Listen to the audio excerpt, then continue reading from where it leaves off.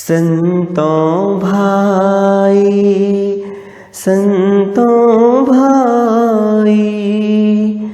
आई ज्ञान की आंधी रे, भ्रम की टाटी सबे उड़ानी, माया रहे न बांधी रे। गुड मॉर्निंग क्लास, कैसे हैं आप सब? स्वागत करते हैं आपका हम इस सेशन में। आज हम आप लोगों के लिए लेकर आए हैं यूपी बोर्ड कक्षा 11 हिंदी विषय के काव्यखंड के अंतर्गत संकलित पदावली नामक शीर्षक के अवतरणों की व्याख्या के क्रम में तीसरे अवतरण संतों भाई आई ज्ञान की आंधी रे, इस पद की व्याख्या। देखिए, यह भक्ति काल की निर्गुण काव्यधारा की ज्ञानाश्रयी शाखा के कवि कबीर दास जी द्वारा रचित है और ये जो संकलन हम लोगों को पढ़ना है ये श्याम सुंदर दास जी द्वारा संपादित कबीर ग्रंथावली से लिया गया है, लेकिन वास्तविक रचनाकार कबीर दास जी हैं। इस पद में कबीर दास जी कहते हैं कि जब तक मनुष्य को ज्ञान की प्राप्ति नहीं हुई रहती तब तक वह इस मिथ्या जगत में माया के बंधनों में जकड़ा रहता है, परंतु जब उसे गुरु कृपा से ज्ञान की प्राप्ति हो जाती है तो उसका ये जगत के प्रति लगाव, आकर्षण वाला भ्रम दूर हो जाता है। उसकी मोह माया, उसकी आसक्ति सब नष्ट हो जाती है।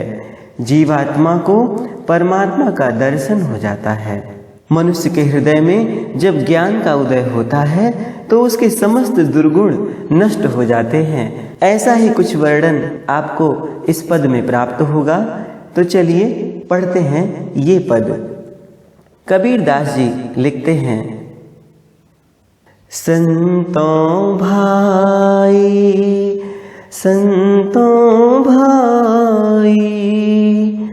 आई ज्ञान की आंधी रे, भ्रम की टाटी सबे उड़ानी, माया रहे न बांधी रे,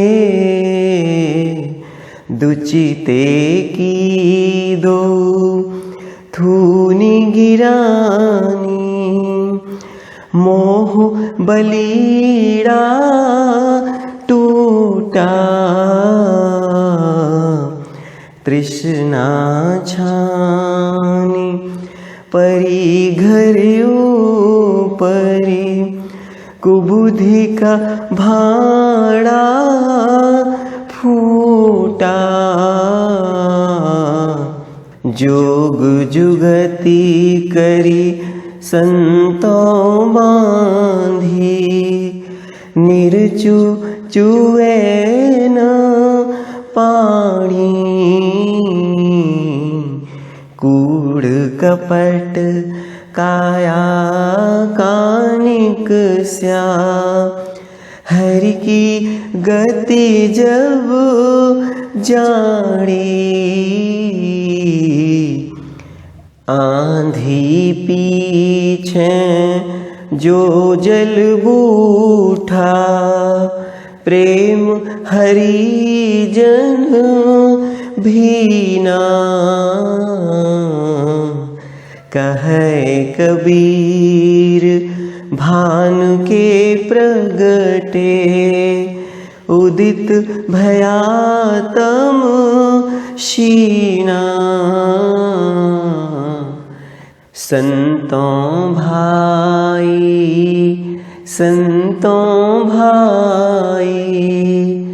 आई ज्ञान की आंधी रे, संतों भाई। आइए हम लोग एक लाइन का अर्थ लेंगे और शब्दार्थ पहले लेंगे। तो कबीर दास जी कहते हैं कि संतों भाई आई ज्ञान की आंधी रे। देखिए कितना सुंदर रूपक अलंकार प्रयुक्त किया है इन्होंने। प्रतीकों के माध्यम से बहुत सारी बात बताते हैं। देखिए इस पद में छप्पर के प्रतीक से ज्ञान की प्राप्ति होने के बाद मोह माया अज्ञान आदि विकारों का नष्ट होना दर्शाया गया है। प्रिय विद्यार्थियों, इस पद को समझने के लिए आप अपने मन में उस छप्पर का अनुमान करें जो आप सबने अपने आस पड़ोस अपने गांव घर में देखा है। मैं आशा करता हूं कि आप सबने छप्पर जरूर देखी होगी, और ना देखी होगी तो हम यहाँ पिक्चर लगाते हैं। बिल्कुल जैसा उस छप्पर में है वैसा कबीर दास जी के इस पद में है। बहुत ही सुंदर वर्णन करते हैं। देखिए ये छप्पर है। तो आप सबने देखा होगा कि जब लोग छप्पर बनाते हैं उसको ऊपर उठा देते हैं तो एक तरफ को छोड़कर बाकी सभी तरफ से ढकने के लिए घास फूस का एक पर्दा सा बनाते हैं। उसे टाटी कहते हैं। बहुत पतले पतले बांस से घास फूस से सबसे बनाई जाती है कि आड़ हो जाए, वहां पर ढका ढका सा हो जाए। तो कबीर दास जी कहते हैं कि संतों भाई आई ज्ञान की आंधी रे। देखिए यहाँ आंधी का प्रतीक लिया जा रहा है। आंधी में वेग होता है, ताकत होती है।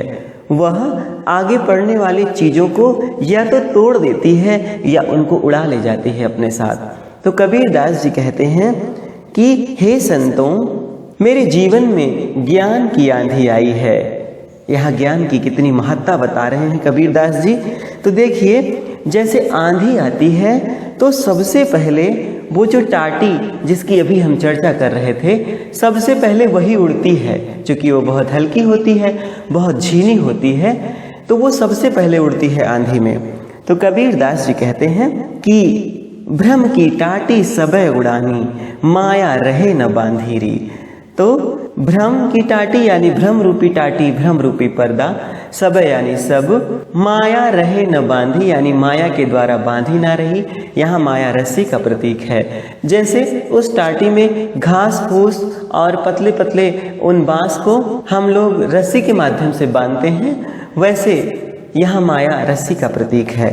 कबीर दास जी कहते हैं कि हे संतों, मेरे जीवन में ज्ञान की आंधी आई है, यानी सद्गुरु की कृपा से ज्ञान तीव्रता से मुझ में प्रविष्ट हुआ है, जिससे मेरे जीवन में जो भ्रम का पर्दा था, टाटी थी, वो सब उड़ गई।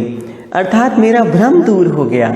जैसे उस छप्पर की टाटी सबसे पहले उड़ती है आंधी में, वैसे ज्ञान की आंधी आई है। ज्ञान तीव्रता से इनके हृदय रूपी उस घर में प्रविष्ट हुआ है, और उस हृदय रूपी घर के ऊपर की जो छप्पर है उसमें जो टाटी लगी है, जो पर्दा लगा है, वो सबसे पहले उड़ गया। इनका भ्रम दूर हो गया।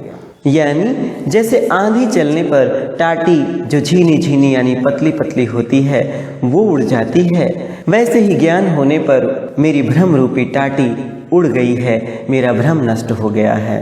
माया रहे न बांधी रे, कबीर दास जी कहते हैं। और जो टाटी में लगी हुई रस्सी है वो टूट गई है। कहने का मतलब जैसे टाटी में रस्सी लगी होती है और जब टाटी उड़ती है तो वो रस्सी टूट जाती है, वैसे कबीर दास जी कहते हैं वैसे माया रूपी रस्सी, माया रूपी बंधन भी टूट गया है। माया रूपी बंधन अब इनको रोक नहीं पा रहा है।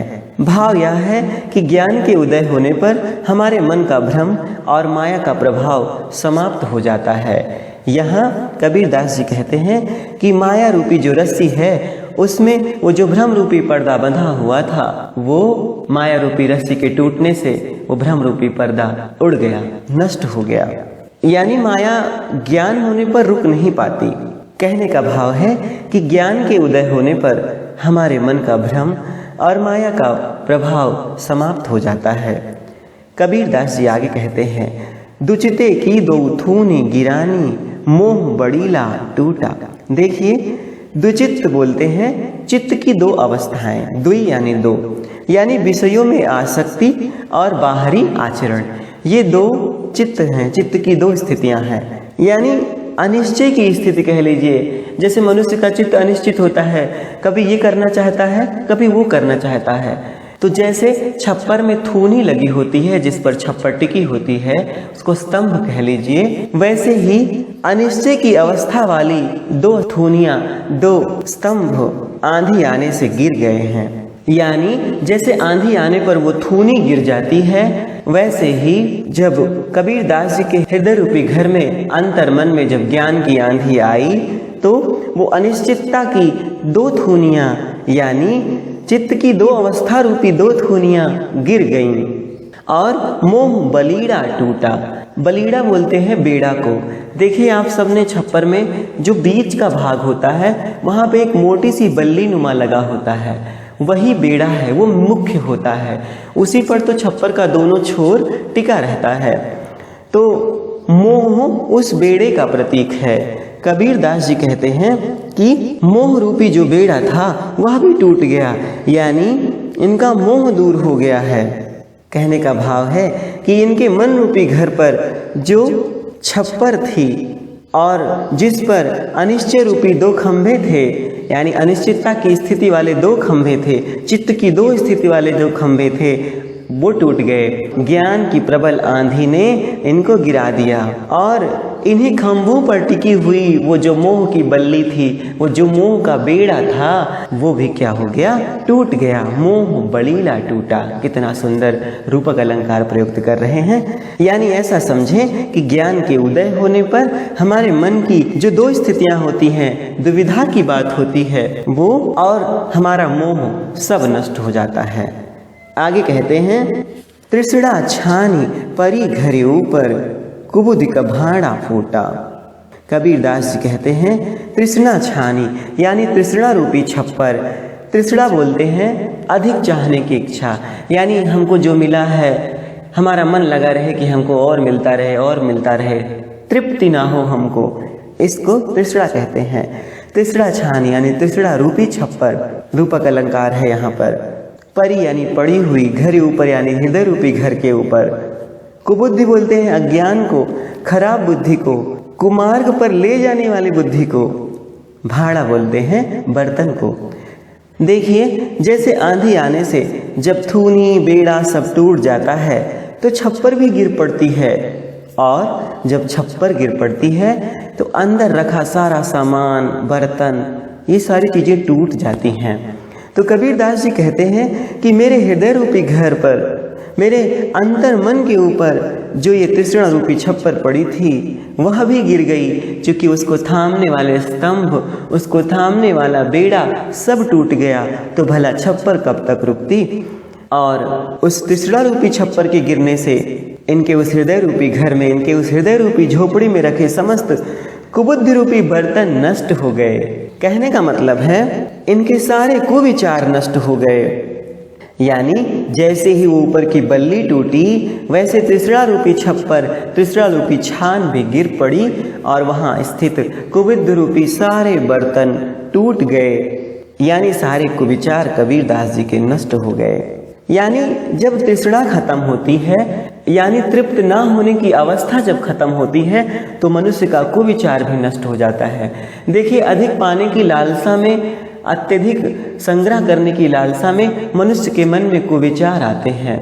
तो जब तृष्णा ही नहीं रहेगी, जब तृप्ति ना होने की अवस्था ही ना रहेगी, तब क्या होगा कि जो कुविचार हैं वो अपने आप नष्ट हो जाएंगे। आगे कबीरदास जी कहते हैं, जोग जुगति करी संतों बांधी, निर्जू चूए न पानी। जोग जुगति यानी योग की युक्ति से, सोच विचार से, योग साधना से। निर्जू बोलते हैं लेश मात्र भी, तनिक भर भी। चूए यानी चूना, टपकना, पानी यानी पानी। तो कबीरदास जी कहते हैं, अच्छा एक और बात देखें कि जब हमारी छप्पर कभी उड़ जाती है तो दोबारा हम उसको बहुत अच्छे से बांधते हैं, और अच्छे से बांधते हैं कि पहले से मजबूत रहे, पहले से टिकाऊ रहे। तो वैसे ही कबीरदास जी कहते हैं कि हे संतों, अब की बार हमने घर पर संतोष रूपी नया छप्पर बड़ी योग युक्ति से बांधा है। यानी बहुत योग साधना से, बहुत सोच विचार कर अपने हृदय रूपी घर के ऊपर छप्पर रखा है, और वो छप्पर संतोष का है। यानी तृष्णा वाली छप्पर तो गिर गई, अब दोबारा से छप्पर जब बनाए हैं तो संतोष रूपी छप्पर है। और आगे कह रहे हैं कि इसको इतने अच्छे से इन्होंने योग युक्तियों से बांधी है, सोच विचार करके बांधी है कि अब इसमें तनिक भर भी पानी नहीं गिरता। इसलिए कबीरदास जी कहते हैं कि अब हम पूर्णतः निश्चिंत हैं, क्योंकि इसमें एक बूंद भी वर्षा का जल अब नहीं गिरता। यानी अच्छे से जब बना लिया है तो अब वर्षा का पानी नहीं गिरता उस छप्पर पर, टपकता नहीं। यानी ऐसा कह लीजिए कि अब वो संतोष रूपी छप्पर है। अब सांसारिक विषय, सांसारिक विकार अब कबीरदास जी के हृदय रूपी घर के अंदर तनिक भर भी प्रविष्ट नहीं हो सकते, कबीरदास जी के हृदय को तनिक भर भी प्रभावित नहीं कर सकते। जैसे जब छप्पर बहुत अच्छे से छाली जाए तो ऊपर से कैसा भी पानी बरसे, पानी अंदर नहीं आता। वैसे ही कबीरदास जी ने अब की बार अपने हृदय रूपी घर पर संतोष रूपी छप्पर को सजाया है, संतोष रूपी छप्पर को छाया है। और अब सांसारिक विषय वासना इनके हृदय रूपी घर में तनिक भर भी प्रविष्ट नहीं हो सकती। जैसे जब अच्छी छप्पर होती है तो उसमें जल प्रविष्ट नहीं हो पाता। कबीरदास जी आगे कहते हैं कि कूड़ कपट काया का निकस्या हर की गति जब जानी। देखिए, जब आंधी आती है तो कूड़ा करकट तो स्वतः ही उड़ जाता है। आंधी में इतना वेग होता है कि वो इन चीज़ों को तो उड़ा के लेके चली जाती है। कबीरदास जी कहते हैं कि मन में ज्ञान के आने से मुझे हरि की गति को जानने में सफलता मिली है। यानी हरि की स्थिति जानने में सफलता मिली है। मुझे हरि के स्वरूप का ज्ञान हो गया है और अब मन का सारा कूड़ा करकट यानी दुर्गुण दूर हो गया है, मन साफ हो गया है। सचमुच जैसे आंधी आती है तो कोई कूड़ा करकट शेष नहीं रह जाता है, सब उड़ जाता है। वैसे जब इनके अंदर ज्ञान की आंधी आई, हरि की गति इन्होंने जानी, तो इनके अंदर का सारा कूड़ा करकट, सारा खराब विचार, सारा दुर्गुण दूर हो गया, इनका मन स्वच्छ हो गया। आगे कबीरदास जी कहते हैं, आंधी पीछे जो जल बूठा प्रेम हरि जन भीना। कबीरदास जी कहते हैं कि देखिए, जब आंधी आती है कभी कभी तो उसके बाद जो वर्षा होती है वो बहुत तृप्ति प्रदान करती है। वो आंधी के बाद का पानी वातावरण को पवित्र कर देता है, पावन कर देता है, और वो वर्षा मानो आनंद की वर्षा होती है। वैसे ही कबीरदास जी कहते हैं कि ज्ञान के उदित होने के पश्चात मेरा भक्ति से भरा हृदय भगवत प्रेम की वर्षा में भीग गया है। यानी भगवान के भक्ति रूपी जल की जो वर्षा हुई, जो आंधी के पश्चात जल बरसा, वो भक्ति रूपी जल था और उस वर्षा में इन कबीरदास जी का अंग अंग भीग गया। कबीरदास जी आगे कहते हैं, कहे कबीर भान के प्रगटे उदित भयो तमशीना। देखिए, भान का मतलब है सूर्य, ज्ञान का प्रतीक है ये।